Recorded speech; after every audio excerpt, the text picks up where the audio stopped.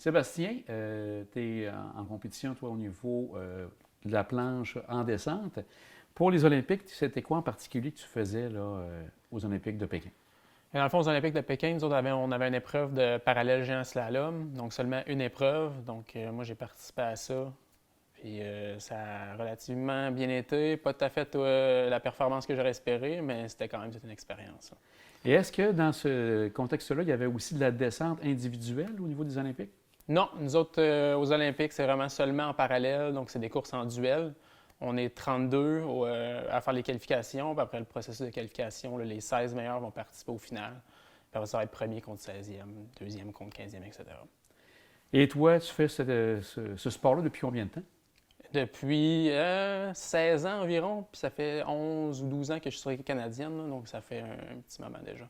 Et ça a commencé comment? Avec une victoire déjà ou bien ça a été Euh, ardu? Ouais, au niveau provincial, ça a bien été. Là. C'est sûr que c'est pas le sport le plus populaire, donc tu sais, on n'est pas nécessairement un gros groupe d'athlètes.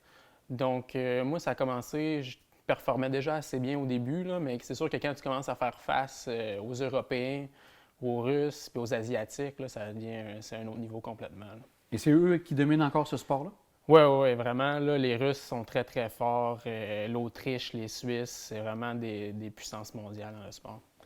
Aussi, toi, tu t'es installé tout près de la montagne ici à Saint-Féréol. Es-tu originaire de Saint-Féréol? Non, moi, je suis originaire de Sherbrooke. J'ai grandi à Sherbrooke, mais je descendais ici là, toutes les fins de semaine pour m'entraîner avec le club de snowboard, avec David Ruel, en fait, qui a les trois becs ici. Puis après ça, maintenant, ça fait 6 ans là, que je suis établi à temps plein à Saint-Féréol. Aussi, juste avant d'aller pour Pékin, il y a eu une petite contestation parce qu'au départ, tu ne faisais pas partie de l'équipe. Comment ça s'est passé, cette contestation-là? Oui, ben c'est ça. Moi, j'avais ouvert ma place au jeu. C'est les 32 meilleurs qui vont au jeu dans le monde. Moi, j'étais dans le top 32.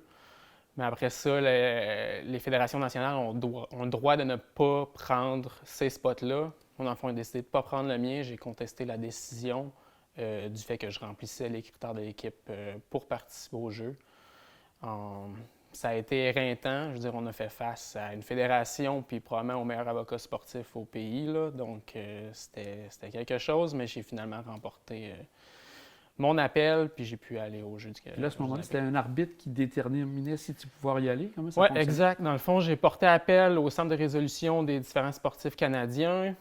Puis c'est un arbitre qui rend la décision. La décision, une fois prise, est finale. Il n'y a aucune possibilité de contester ou quoi que ce soit. Donc, l'arbitre a décidé que j'allais au jeu. Fait que c'est ça qui est arrivé. Et comme tantôt, tu disais, tu étais satisfait de tes résultats.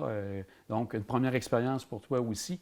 Si on regarde le reste de la compétition, donc d'avoir assisté, d'avoir vu tes collègues athlètes canadiens, comment ça a été l'expérience là-bas? Moi, j'avais un peu vécu les Jeux olympiques de Vancouver comme j'étais ouvreur de piste. Donc, j'ai un peu pu voir c'était quoi les Jeux sans la COVID. C'est sûr que c'était pas la même chose, c'était pas la même expérience, là.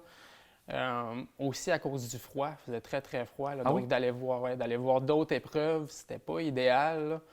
Mais je pense que ça aussi, ça a un peu été difficile. Là. On était tout le temps plus à l'intérieur qu'à l'extérieur, mais en général, c'était vraiment une belle expérience. Là. Ça nous donnait ça nous donnait de l'extérieur, on semblait voir que c'était assez chaud quand même pour les Jeux d'hiver, mais où tu étais, c'était vraiment très froid.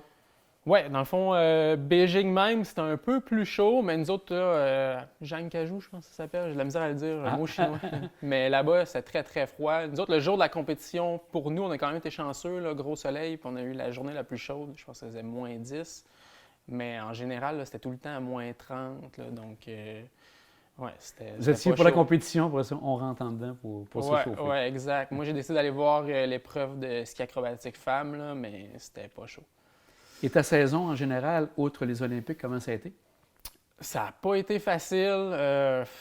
J'ai pas eu une excellente saison, là. Je pense que tout le stress relié à la COVID, un peu la situation particulière de devoir s'établir en Europe à temps plein, pas pouvoir voir ma famille, mes amis, je pense que c'est quelque chose qui a été difficile. Mais là, c'est ça, c'est derrière moi, puis on passe à autre chose. Puis est-ce qu'elle a terminé la saison ou on se prépare pour l'an prochain déjà? Moi, je ne sais pas encore ce que je fais. Là, pour l'instant, j'ai décidé de ne pas terminer la saison. Donc, il restait 3 épreuves après les Jeux. j'y ai pas pris part. Là. Moi, je prends vraiment une pause justement pour recharger les batteries, puis j'ai vraiment senti que ça a été éreintant. Puis pour la suite, on verra. Je n'ai pas pris de décision encore. Et à 31 ans, est-ce que tu étais parmi les plus vieux athlètes ou tu étais quand même un groupe d'une trentaine d'années qui était présent aussi? Oui, dans le fond, à 31 ans, honnêtement, j'étais probablement encore dans le groupe des plus jeunes. Nous autres, on est vraiment un sport là, où les athlètes de 35, 40 ans performent encore super bien. C'est vraiment un sport où l'expérience compte, parce que les conditions sont toujours changeantes. C'est un sport en duel, donc il faut vraiment être fort mentalement. Donc, les athlètes qui ont acquis un gros bagage d'expérience performent super bien. Là, je pense que Benjamin Carl, qui a gagné l'épreuve olympique il y a 39 ans, là, donc à 31 ans, je suis encore bon pour faire. Donc, en réflexion pour voir si tu vas continuer pour le prochain jeu. Ouais, c'est ça. Eux autres, par contre, là, les Européens peuvent retourner chez eux après chaque épreuve. Tu sais, c'est vraiment... Toutes nos épreuves de Coupe du Monde sont en Europe, quasiment. Donc, c'est pas tout à fait la même chose, là, d'être parti tout le temps. C'est quand même assez difficile. Donc, on verra. Impensez-y bien, comme on dit. Oui. Aussi, durant l'été, tu pratiques le vélo de montagne. Donc, ici, dans le secteur, tu dois être choyé. Ah oui, vraiment, à Mont-Saint-Anne, on est choyé. Là. Moi, je peux partir de chez moi directement puis aller faire du vélo. Donc, c'est quasiment là, tous les jours que j'y vais.